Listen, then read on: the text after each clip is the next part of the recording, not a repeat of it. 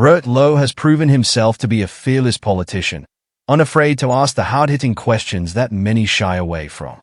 In a recent House of Commons session, he took a bold stand on the grooming gang scandal, demanding answers and accountability.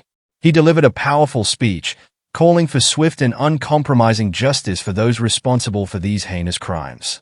However, his strong words stirred unexpected controversy. Labour MP Sarah Champion was reportedly moved to tears, claiming his language was overly harsh. The scene has sparked a heated debate about the balance between passion and propriety in addressing such critical issues. In today's video, we'll take a closer look at Rupert Lowe's fiery speech and the reactions it provoked. Watch as he refuses to hold back, standing up for justice and exposing the cracks in the establishment. That the opposition amendment has been accepted, I'm not going to stand here and outline my disgust at what has happened with regard to the historic grooming gang scandal.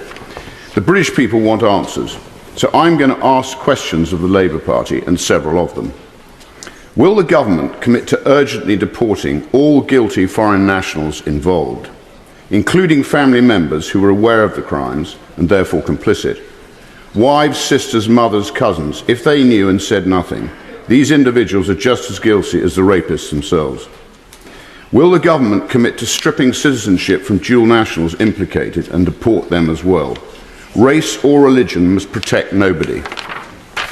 Will the government commit to pausing all Pakistani visas and foreign aid into the country until the Pakistani government agrees to accept any of its deported citizens that have perpetrated these crimes on British soil, and also imprisons these rapists and their accomplices in Pakistan, however they see fit? Will the government undertake a full investigation into officials who had knowledge of these crimes yet failed to act? Establish a specified task force to root out this wicked evil. Don't just fire these vile individuals, prosecute them. How many girls are estimated to have been raped? Is there a tally for the overall number of rapes? Horrifyingly, it may well be in the millions. We just don't know. How many vulnerable young girls are estimated to still be involved in these gangs? If there is no estimate figure, why not? Will a regular update be published detailing ongoing prosecutions and sentencing? Will the government publish a full nationality breakdown of those convicted for such offences, along with the location of their crimes? How many known foreign rapists per town, per region? Will they publish a breakdown of the immigration status of those involved? On what grounds were they in the UK? Do they have previous convictions? How many foreign nationals found guilty have been released but not deported?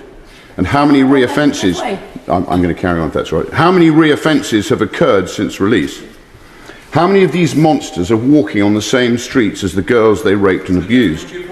One report suggested a victim had come face to face with her rapist in a supermarket.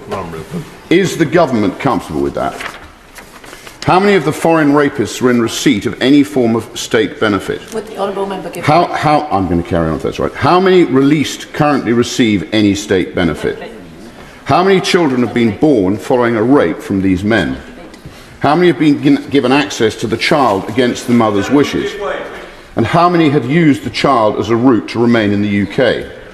Will the government commit to preventing this in future? How many deportations have been blocked due to the rapist's right to a family life or other ECHR influences? Will the government set up a dedicated, confidential and accessible official process for whistleblowers to safely raise their concerns regarding foreign rape gangs, ensuring it is safe, secure and easy to find? Will the government release all court transcripts relating to these cases so the British people can understand just part of the horror for themselves? How many of these documents have been hidden due to the cost of release? This should not be an obstacle to transparency on these trials. Will lifelong sentences now be considered for those British citizens involved in the crimes, but also those in positions of power who acted to cover up the scale of the abuse? Which politicians, local and national, had knowledge of these events but failed to act? Again, going as far as to actively conceal what was truly happening. These are the facts that the British people want to know and the British people deserve to know. All of these questions have also been submitted in written form, and I look forward to receiving open and transparent answers. The mass rape of young white working class girls by gangs of Pakistani rapists is a rotting stain on our nation. This is not about Elon Musk. This is not a bandwagon of the far right. This is about the victims and ensuring swift and brutal justice is delivered to those demons responsible. It is about distinguishing between right and wrong. I feel disgusted by what the Honourable Gentleman has just said. Can you imagine if you're a victim or survivor listening to that? I'm sure his intent is to get to the truth and get justice. But the language, please think about who hears our words.